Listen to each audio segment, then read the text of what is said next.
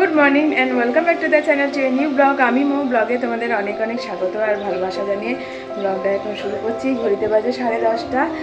আমি উঠেছি 9:45। দেন চাটা খেলাম, ওদের খাবার বসিয়ে দিয়েছি। খাবার হয়েও এসছে, এবার খাওয়াবো। মোহরেই 10 মিনিট মতো উঠলো, এখন রান্নাও শুরু করে দিয়েছি। এত বৃষ্টি হয়েছে কালকে রাতে যে ওয়েদারটা রীতিমতো ঠান্ডা লাগছে। তো তারপরে আমি এখন কাজবাজ শুরু করছি, কিন্তু এই ওয়েদারে না শুধু ঘুম পায়, শুধু ঘুম পায় লাগে। চারিদিক দেখছো কত বৃষ্টিতে ভেজা, চারিদিক বৃষ্টিতে অবস্থা। যাই হোক, গরম পড়ার আগে এই বৃষ্টিটা, কালবৈশাখী টাইপেরই বৃষ্টি বলতে পারো, এটা বেশ আমরা এনজয় করি। কারণ এরপরেই তো সেই গ্রীষ্মের দাবদাহ শুরু হয়ে যাবে। হোলিটাই কেমন ওয়েদার থাকে সেটাই বড় প্রশ্ন। হোলি প্রায় গুটি গুটি প্রায় চলে এসছে, অনেক জায়গায় বসন্ত উৎসবও শুরু হয়ে গেছে।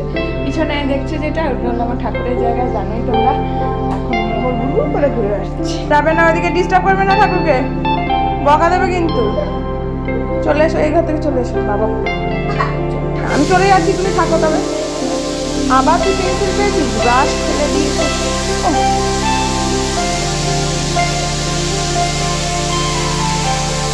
চলে এসো।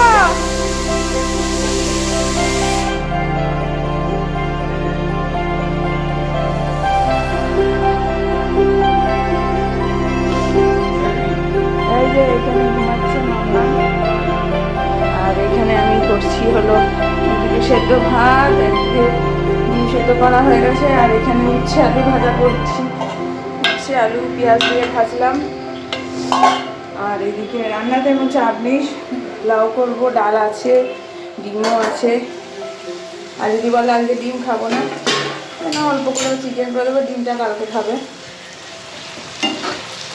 কারণ আমি এটা আলু দিয়ে পেঁয়াজ দিয়ে ভাজা বসিয়েছি। চলো সারাদিন ব্লগটা দেখতে থাকো, আশা করি আজকেও একটা ভালো সুন্দর ব্লগ তোমাদের সামনে আনতে পারবো। আসছি আবার কিছু করবো।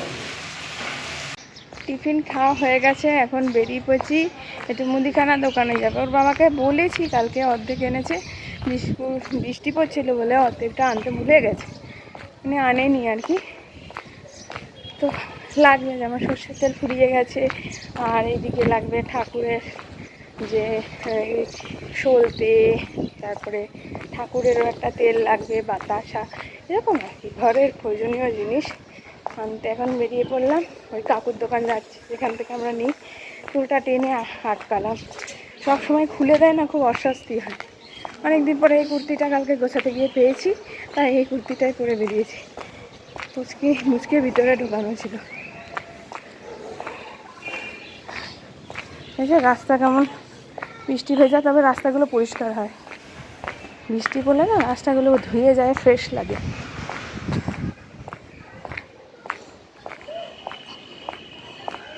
দিয়ে এখন ওর বাবার একটা জামা কাপড় আয়রন করে দেবো, ও কাজে বেরিয়ে যাবে। আর আমি রান্না লাউটা করব, একটার মাছও আছে, ডিমও আছে, ওইগুলোই খাওয়া হয়ে যাবে।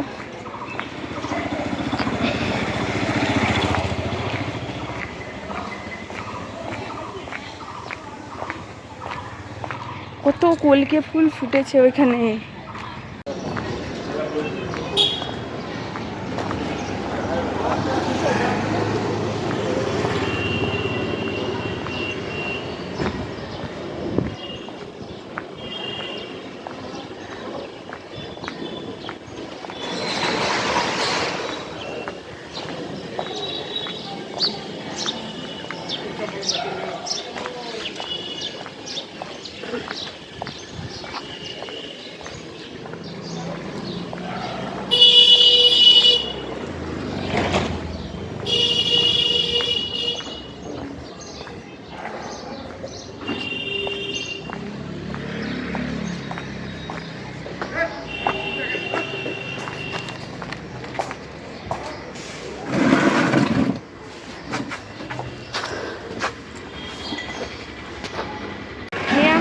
জিনিসপত্র এখন যাচ্ছি বাড়ির দিকে। এখানে কোথাও একটা ধোপা আছে, এই ধোপার খোঁজটা আমাদের পেতেই হবে। না সুন্দর ফুল গাছ গো,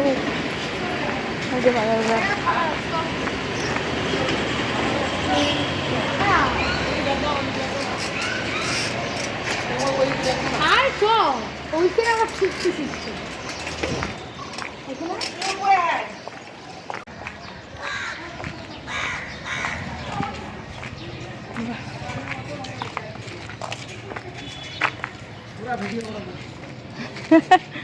আমার ভিডিও ইউটিউবে দেখা যায়। হ্যাঁ, দুদিকেই খুব সুন্দর ফুল গাছ। না বৌদি, আমি এখন দাঁড়িয়ে পড়লাম দেখে, জাস্ট এইখানেও আছে।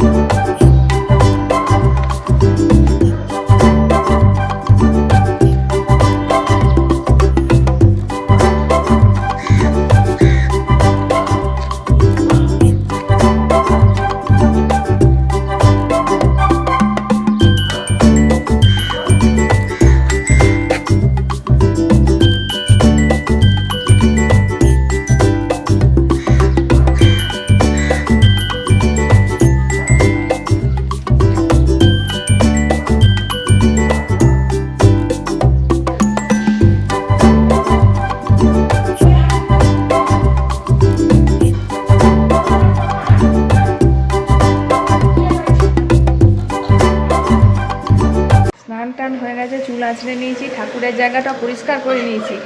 আর মাসি ঝাড়ু মোছা করলে, মাসি এসে গেছে, এই যে সবজি কাটছে। আর ঝাড়ু মোছা করলে আমি পুজো দেবো। পরিষ্কার করে নিয়েছি ঘরদানাগুলো। এই বিছানায় চাদর পাল্টেছি। এই ঘরেতে মোহর মামা পড়ছে। আর এখানে বাসন নোংরা হয়েছিল প্রচুর।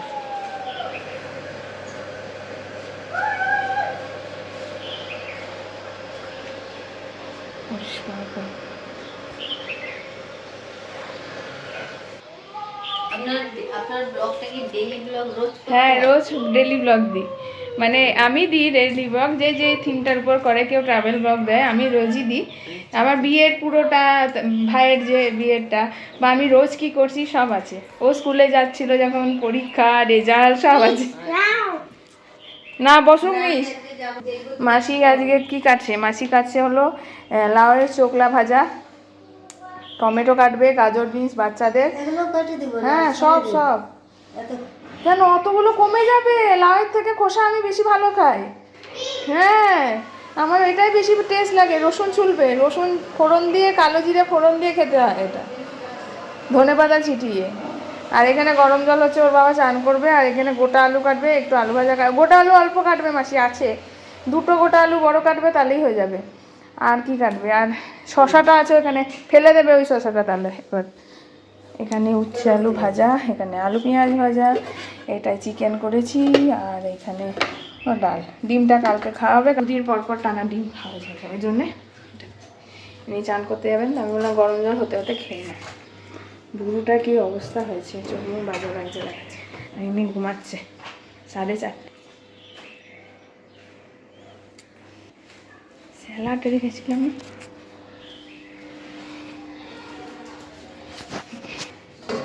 বাচ্চাদের মাছ। এটা সকালবেলায় টিফিনের তরকারি করেছিলাম, এই যে স্যালাড। চলো খেয়ে নিই, তারপর পরে আসছি তোমাদের সঙ্গে।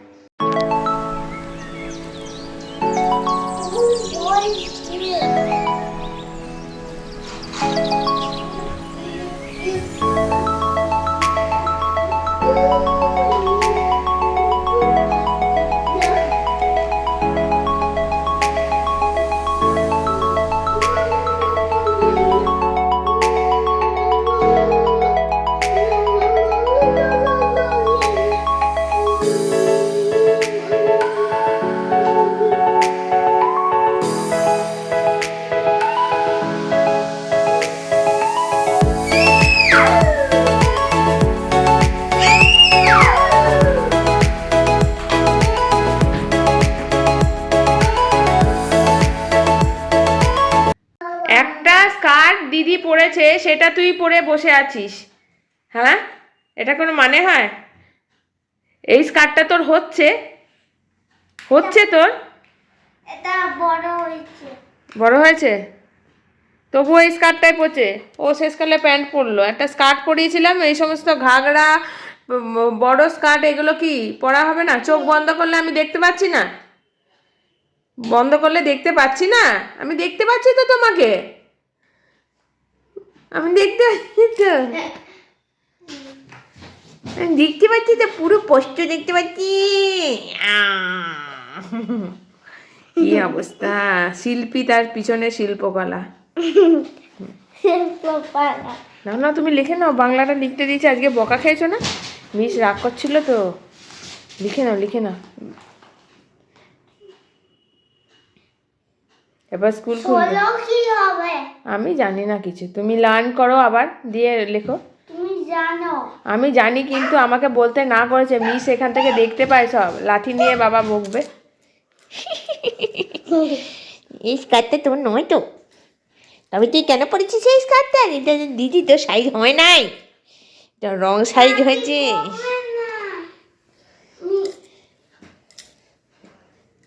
লাঠি করবে না।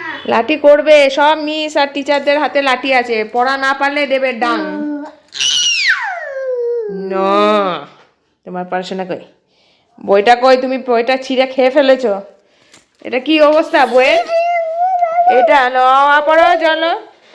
দেখো ছাগল ছানা, ওইটুকুই পড়ো যেটুকু আছে। দাও এটা সেলোটে, বাবা খুঁজে পাচ্ছে না এমনিতে। দা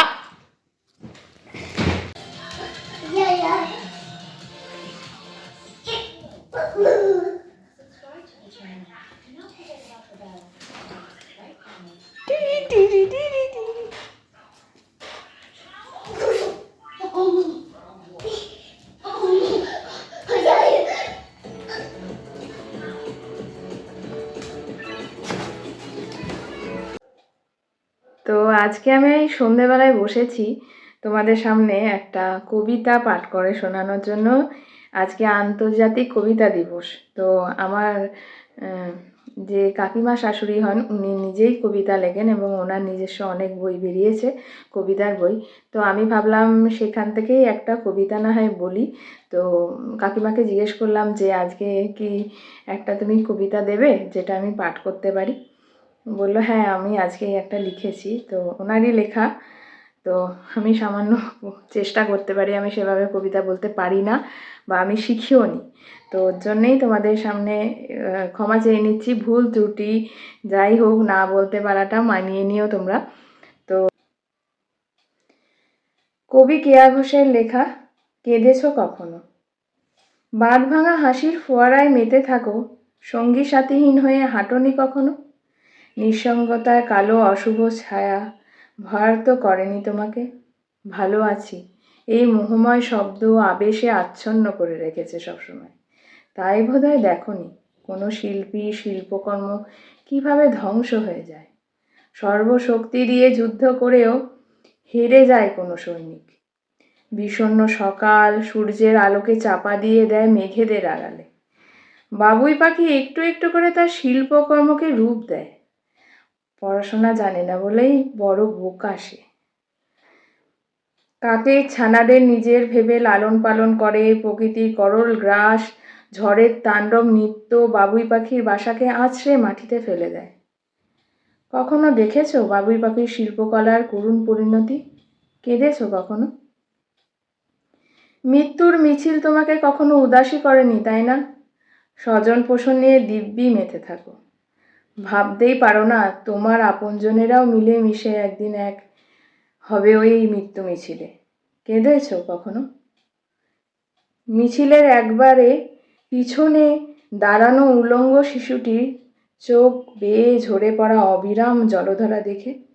মাকে হারিয়ে শিশুটি কোথায় কোন পথে যাবে সে খবর রাখে না কোনো নিউজ চ্যানেল। এমনি করেই কত কান্নার অস্ফুট শব্দ শুনতে পাওয়া যায়। কত ফোঁটা ফোঁটা অশ্রু চোখ দিয়ে ঝরে পড়ে পৃথিবীর বুকে। শুনতে পাও না তুমি, দেখতে পাও না পৃথিবীর মলিনতা। সকল খুশির আবেশে চাপা পড়ে যায় দুঃখের কবরস্থানগুলো। নমস্কার তো আপনাদেরকে সবাইকে। আর কবিতাটা কেমন লাগলো সেটা অবশ্যই আমাকে কমেন্ট করে জানাবেন। এটা আমার ছোট্ট প্রচেষ্টা। আর কাকিমা তোমার মানে এত ভালো কবিতাটা পাঠ করার মতন মানে কি বলবো সাহস আমার নেই, তবু আমি চেষ্টা করেছি আমি ভালোবেসে আমার মতন করে তোমার সামনে তুলে ধরা। তো প্রথম প্রয়াস, কারণ আমি বরাবরই গল্প পড়তে ভালোবাসি, কিন্তু কবিতা আমার একটু মানে কি বলবো ভালো লাগার বিষয়টার থেকে একটু বাইরে, তবুও আমি এখন ভালো লাগে আমার কবিতা পড়তে, সময় খুবই কম পাই। তো যেহেতু আর্টস আমার খুব পছন্দের সাবজেক্ট, তাই গল্প কবিতা এগুলো পড়েছি।